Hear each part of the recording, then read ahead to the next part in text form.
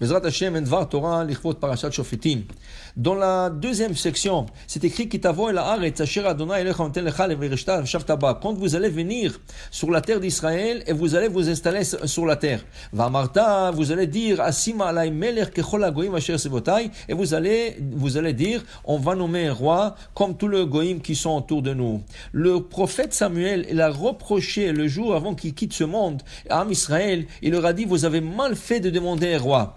Or qu'ici dans la paracha il y a un mitzvah de nommer un roi. Alors pourquoi il nous a reproché? Disent les Chachamim parce que la Torah précise en disant Kechol hagoyim asher sivotai. Vous avez voulu un roi comme tout le goyim. Il y a une mitzvah de nommer un roi, mais la mitzvah de nommer un roi c'est parce qu'Hachem nous a donné cette mitzvah et pas parce que le goyim ils ont eu cette mitzvah. Vous allez voir que le roi Shaoul, le premier roi d'Israël, il va être nommé contre le Pélishtim, ils vont nommer le roi. Alors pourquoi on a entendu que le Plishtim nomme un roi pour que nous on nomme un roi? On avait cette mitzvah bien avant, il fallait nommer le roi bien avant. Et c'est ça que la Torah prédit. Vous allez faire comme les goïms. Eux, ils ont nommé un roi et vous allez nommer un roi. Ça, c'est une faute. Mais c'était mitzvah quand même de nommer un roi qui va dans le loi et prescriptions de la Torah de cette semaine que le roi d'Israël doit respecter. Alors, 3 prescriptions pour le roi. C'est écrit Lo yarbel osusim, il ne peut pas avoir trop de chevaux. Velo yashiv et ta'am mitzrayma, parce que trop de chevaux, il va faire une collection de chevaux et les meilleurs chevaux se trouvent en Égypte et il va faire retourner le peuple en Égypte. Or, la Torah nous a interdit de retourner dans ce chemin, d'aller s'installer en Égypte. Deuxième chose, il dit ici que aussi il ne faut pas qu'il ait trop d'argent. Il a besoin de l'argent que pour lui, pour vivre, pour faire vivre tout son entourage, mais pas ramasser de l'argent rien que pour avoir des réserves d'argent. Il ne peut pas avoir trop de femmes. Selon la Torah, un roi a droit de 18 femmes. Alors maintenant, c'est écrit ici que le roi Salomon, le roi le plus chacham d'Am Israël, quand il était roi, il a malheureusement transgressé ces 3 prescriptions. Il avait 1000 femmes, il avait beaucoup d'argent et il avait beaucoup de chevaux et il a envoyé ses serviteurs en Égypte lui emmener le chevaux de l'Égypte.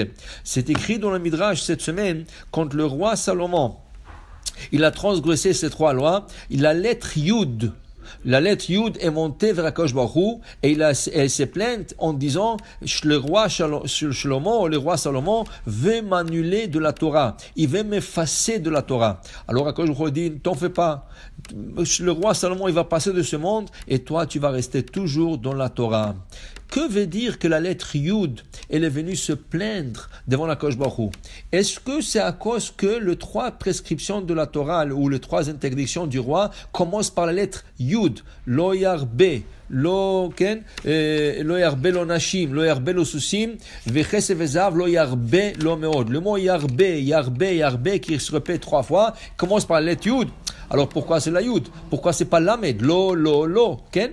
Alors en vérité, le Chachamim nous explique la chose suivante, que le roi Salomon doit sa vie à la lettre Yud. Comment? Vous savez que le roi Salomon c'est le fils David. Le roi David, à son époque, les gens n'étaient pas sûrs s'il est vraiment juif ou pas. Parce que le roi David, sa grand-mère c'était Ruth à Moavia. Or que la Torah dit Lo yavo Amoni ou Moavi Bekal Hashem. Un Moavi et un Amoni n'ont pas le droit de se convertir et rejoindre le Kaal d'Hashem. Alors, comment est David devenu kasher pour l'Am Israël? Parce que c'est écrit Amoni Moavi. Yud, il rend le Amon et Moav aux formes masculines.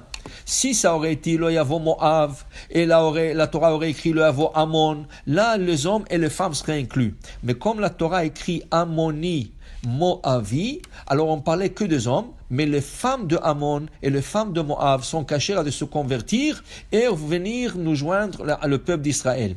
Ça veut dire c'est grâce à la petite Yud, la petite lettre, quand on a ajouté au mot Amon et Moav, que David Amelech était permis. Si David est permis, le roi Salomon est permis. Et là, on comprend. C'est la lettre Yud qui est venue se plaindre à Hachem. Moi, je lui donnais la permission de devenir juif complètement. Et la conversion de sa arrière-grand-mère, Ruth Amavia, est valable. Et lui, maintenant, il peut être le roi d'Israël, car dans le 7, paracha dont on parle du roi, il est écrit clairement Lo tuchal la tête alecha ish nochri. Un goy ne peut pas être le roi d'Israël. Alors c'est la Yud qui a cachérisé le roi Salomon et c'est elle qui est venue se plaindre. Pourquoi il voulait m'arracher de la Torah? Pourquoi il a transgressé les trois interdictions? Lo yarbel onashim, lo yarbel osusim, vekesef vezav lo yarbel omod. Alors Hachem lui dit, t'en fais pas.